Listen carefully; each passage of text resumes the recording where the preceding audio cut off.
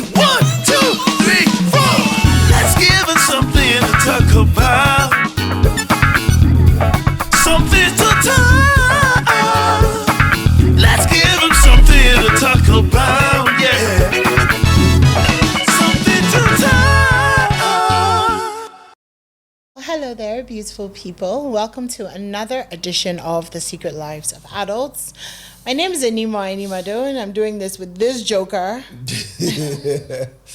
My name is Kojo Yankson. Hi, Kojo. Hi, Wheezy. So a very big thank you to Oak Plaza Hotels in Accra and Kumasi for hosting us and just being so super amazing. And if you're looking for somewhere to go and chill, relax, get away from your children because they're making you tired, or you're just tired of your husband and you need a break, go to Oak Plaza. Great place to stay, great food, great staff, great everything. Accra and Kumasi. The buffet lunch is amazing. I would thank Black ID, but I won't. Why won't you? Yeah. Black ID is who made this amazing outfit. Yeah, so check out Black ID. He has some really good stuff. And thank you to our amazing team, Comfort Productions, for just being here and being amazing. So today, we're going to be talking about the worst parts of being a man and being a woman.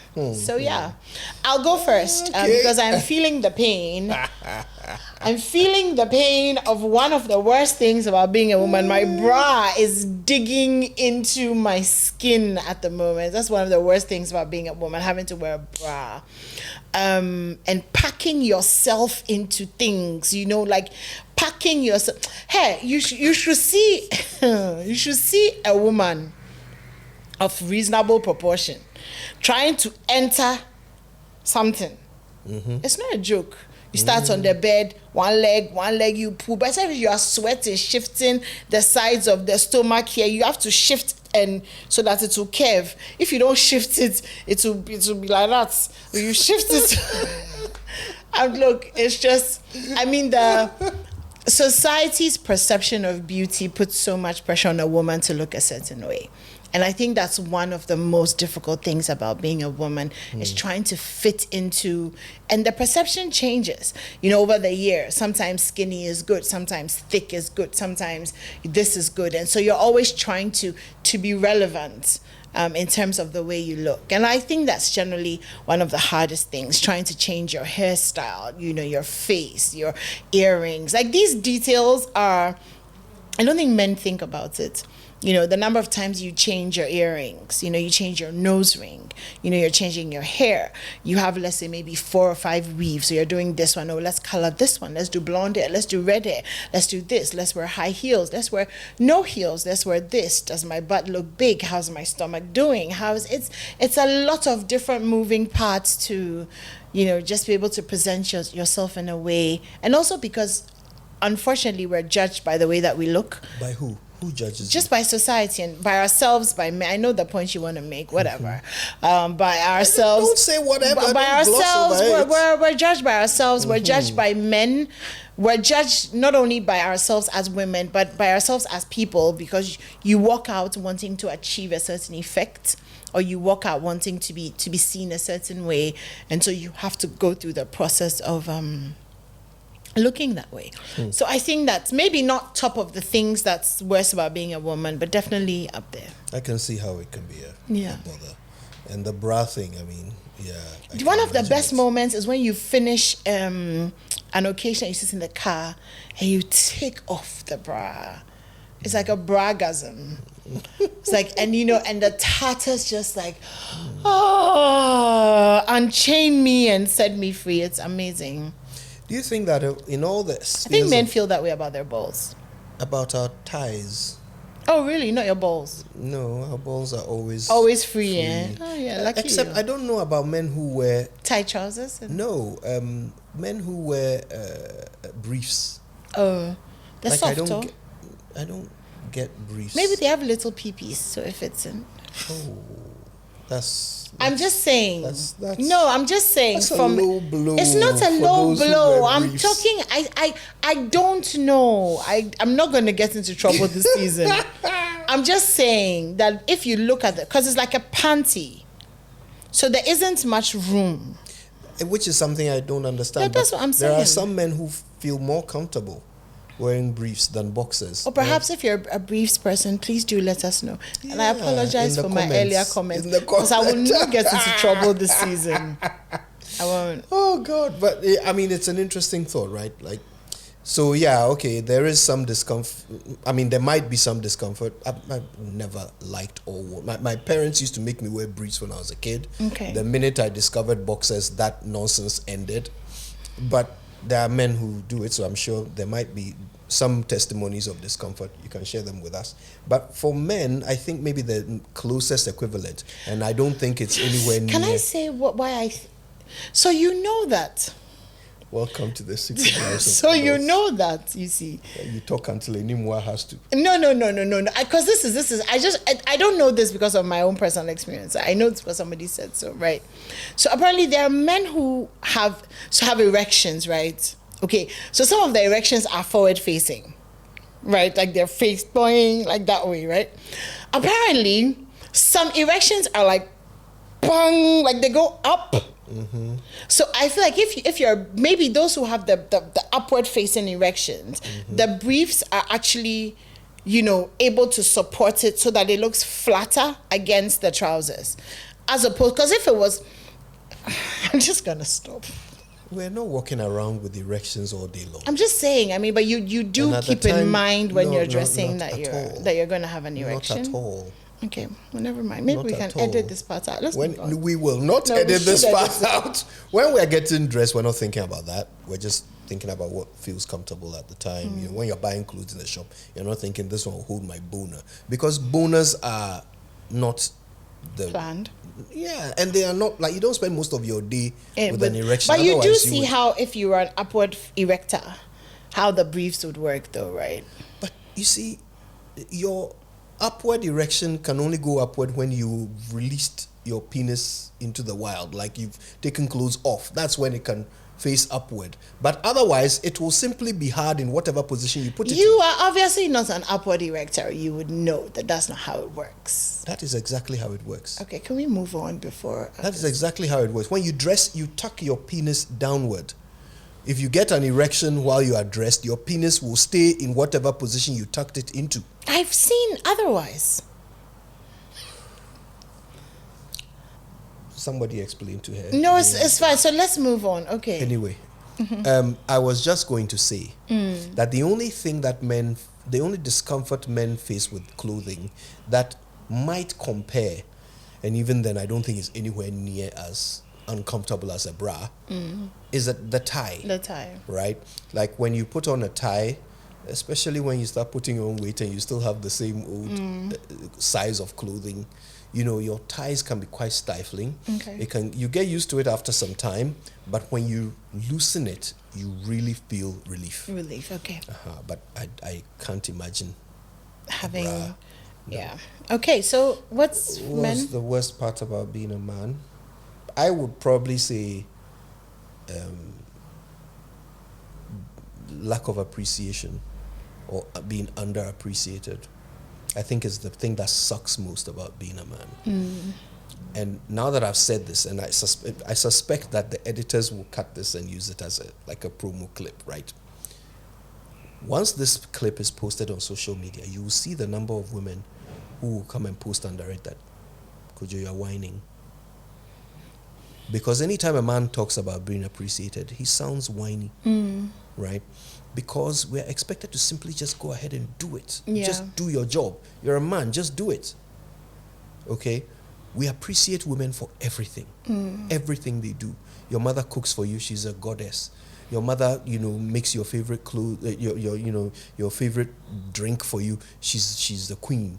You're feeling sick, your mother puts a cold compress on your head, she's an angel. When women do things, we appreciate them for it.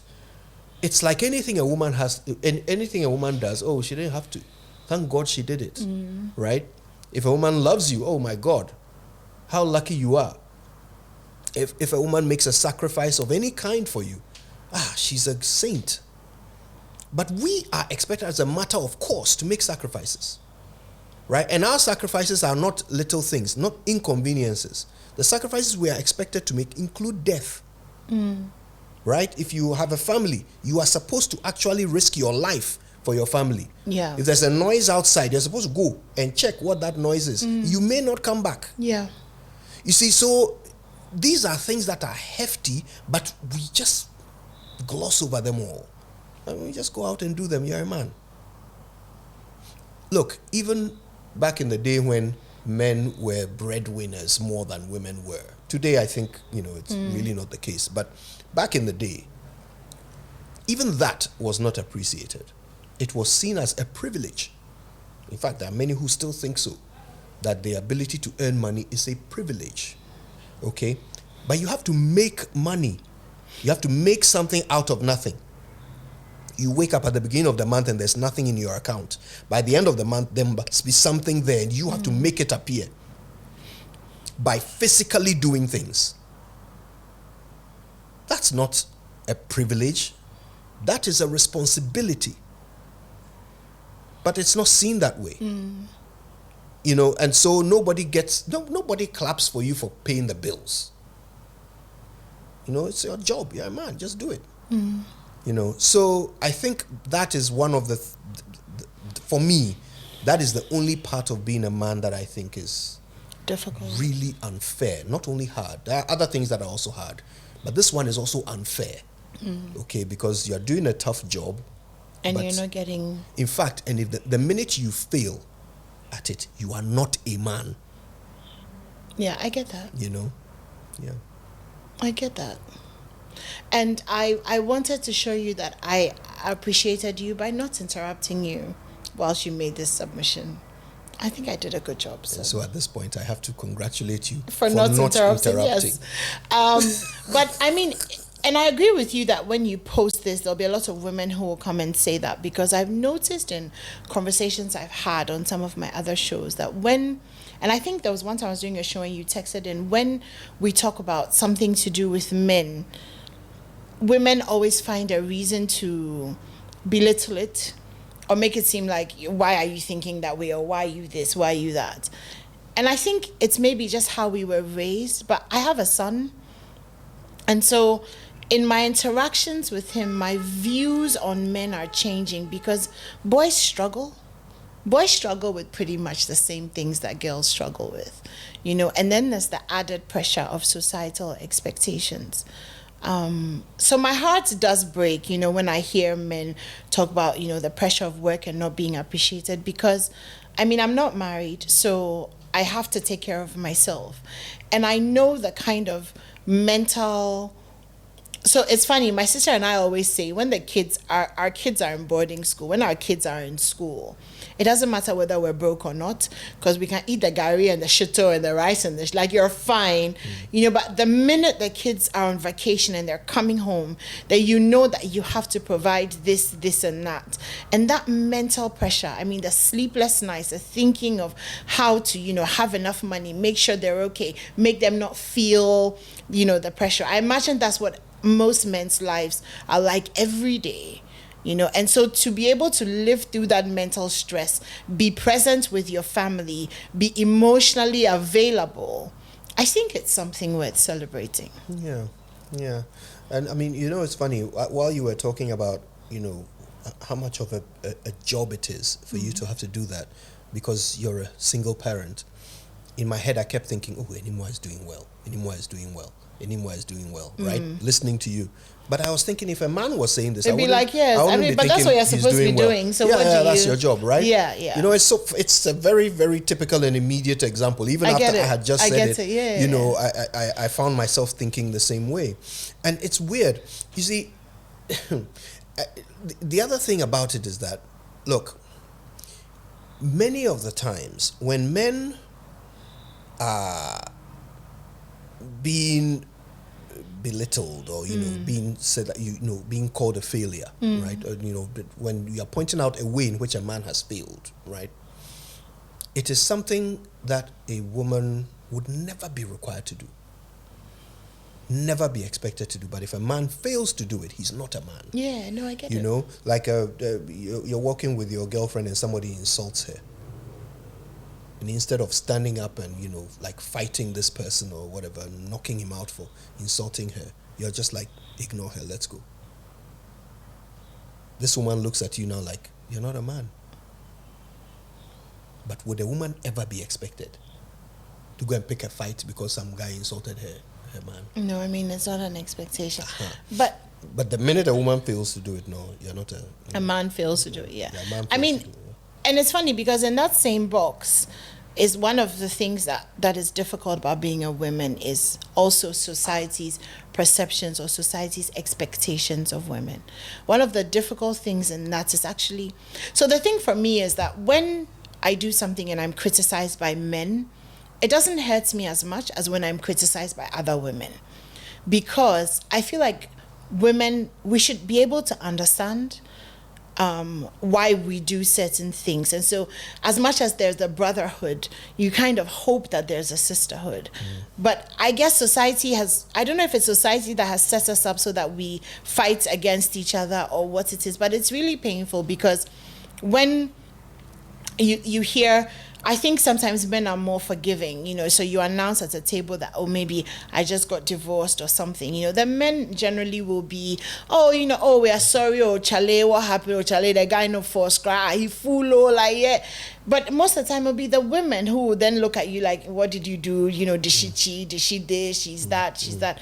And it's painful. You know, I think that's one of the things is the criticism.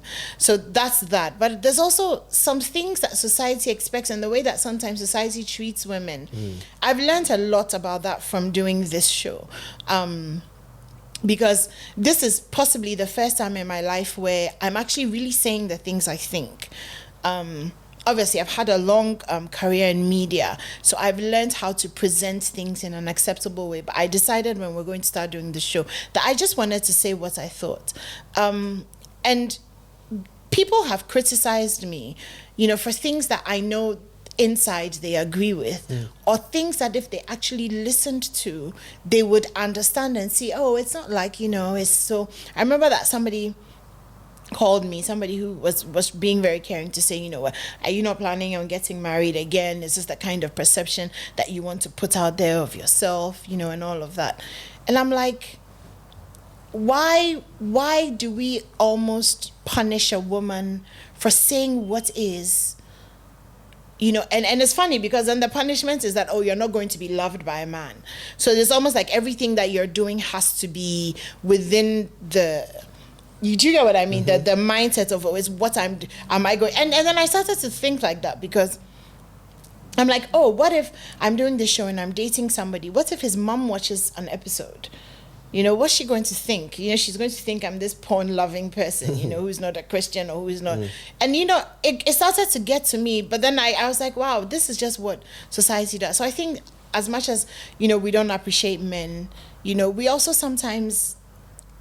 I feel like there's a bit of just a thing unfair with, expectations on women to just be wholly righteous, not too opinionated, not too this, not too that. And it's painful, like I said, because a lot of that is fueled by other women. What about, and this is something I'm asking you, whether this is something that is bad about being a woman, that general feeling of insecurity for your safety, right? Physical safety or emotional safety. Physical safety. Is it a thing? I mean, maybe not for you because you know, I probably knock out most. So no, threats. but you see, so my sister and I, that's one thing I love my dad so much for, you know. And I'm going to say this, and I hope that dads out there are listening. I did taekwondo when I was growing up. So I had, you know, karate classes. I did a lot of activities that put me in a space where I could be strong. I do get that I'm not a tiny person. So naturally, in the way that other people... I've said this before. I've never been abused. Like, it's not abused. Bullied. Like, taken advantage. No man has tried to take advantage of me. And I know that's probably because of my sheer size. You look at it and you do the calculations, like, you know, that. You know, so I get that. But I can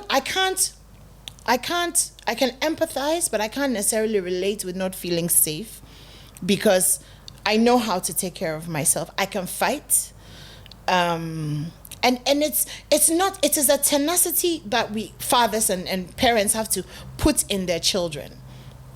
And I'm saying this because my sister is tiny. She's very short. Very, very, very, very short.